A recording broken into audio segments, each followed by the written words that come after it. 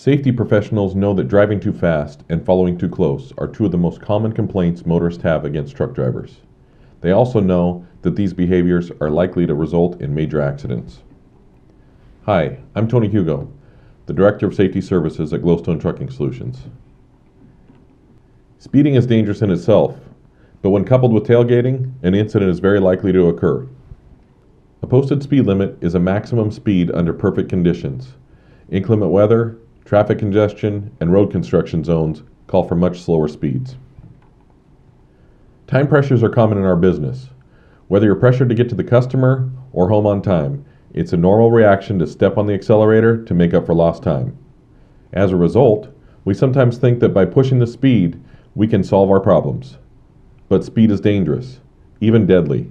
The simple fact is, the faster you go, the longer it takes to stop. Studies have shown that accidents are more likely to occur at higher speeds, and if an accident occurs, fatalities are more common when speed is a factor. Over 700,000 speeding tickets are issued to commercial truck drivers every year. Receiving a speeding ticket can often result in losing your job and make it difficult to get hired with another trucking company. The fact is, there's no better policy than driving safely and obeying all posted speed limits at all times. This may seem impossible when you're under pressure to arrive at a customer at a certain time, but the alternative of losing your means of livelihood is just not worth the risk. Speeding tickets mean more than going to traffic court. They directly affect your employment, and trucking companies care a lot about your speeding history. Even if you speed or have your CDL revoked and later have it restored, the damage is done. Most trucking companies will not hire you back, and other companies will not hire you at all if you've had your CDL revoked at any point. From a carrier's perspective, speeding violations and the DOT CSA points they earn greatly affect their company safety rating. Your safety rating greatly affects whether customers will work with you, how often the company is subject to a DOT audit, and just how high your insurance premiums will be. Let's move on to space management. Good space management requires adequate space between the driver and other vehicles, to include the front, rear, and sides of the vehicle. Space management also includes making sure you have adequate space above a vehicle needed to clear bridges, overpasses, trees, and wires. Rear-end collisions are the most frequent and expensive type of accident and are always preventable. Yes, always.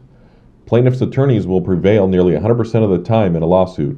These costly cases can put your job at stake. Besides, try to put yourself in the shoes of someone ahead of you on the highway. Tailgating is a behavior that causes fear and complaints by the motoring public. They have a good reason to be fearful.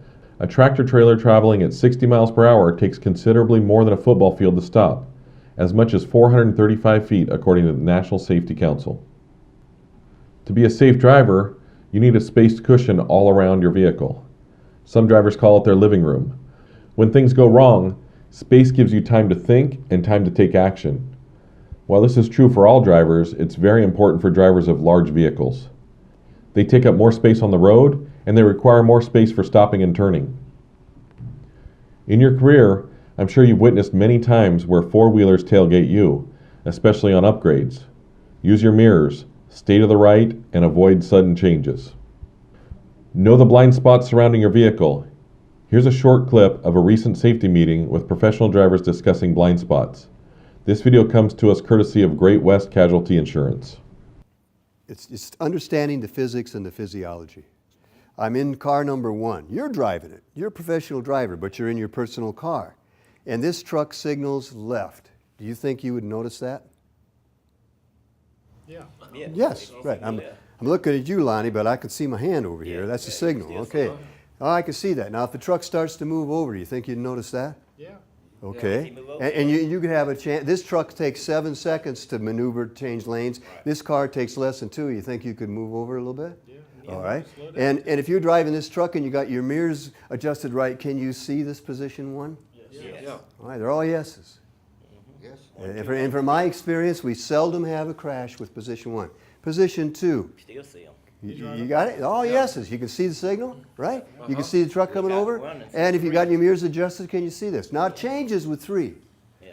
Because now I'm a little ahead of the truck. Can I see the truck signaling? No. Okay, can I see it coming over?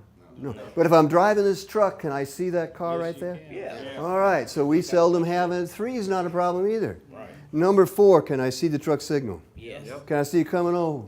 Yes. If I'm got my mirror adjusted, I'm driving this truck, can I see that car? Yes. All right, now you guys are getting on a roll here. 5, is that all yeses? Yes. All right, now number 6, I'm driving this car, can I see the signal? It's right back No. here. This No. truck's coming over, can I see it coming Can't over? see it. If I'm driving this truck, can I see this position just as well as I see the others? Nope. All right, that's the blind spot, isn't it?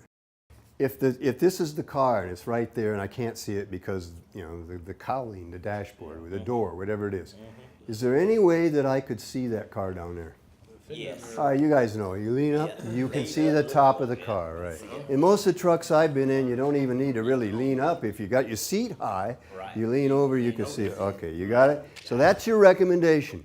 I know you're going to say signal and check your mirrors, but the last thing you're going to do is just look over the right front corner. You okay with that? All right, you'll never have this lane change. Now the physics here, it's worthwhile understanding too. You know, if you hit these cars, you could just push them aside. If you hit this car in the left rear quarter panel, what's it do? Spinning around. All right, that's the problem. That's the devastating crash because it spins it out. What do the police call that? Yeah. Pit. What's the name of it? Pit maneuver? Yeah, because it sends you out of control. In interviews with safety professionals throughout our industry, the consensus is clear. Accidents are more likely to occur at higher speeds. If an accident occurs, fatalities are more common when speed is a factor. Your speed affects your ability to control and stop your vehicle. And if you want to help complaints of tailgating truckers, don't tailgate. Safety experts also agree the best defense against becoming involved in a rear-end collision is to create a safety cushion of at least 6 seconds between yourself and the vehicle in front of you. This allows time for you to perceive and react to a roadway hazard, ultimately avoiding an accident. For added protection, when driving in poor conditions, such as driving at night, in bad weather, in heavy traffic, and through roadway construction, drivers should double their safety cushion, and if someone pulls into their safety cushion, back off to regain the safety cushion. Thank you for your attention and commitment to safer highways. I'm Tony Hugo, hoping that you will adopt these skills and don't have to learn speed and space management by accident.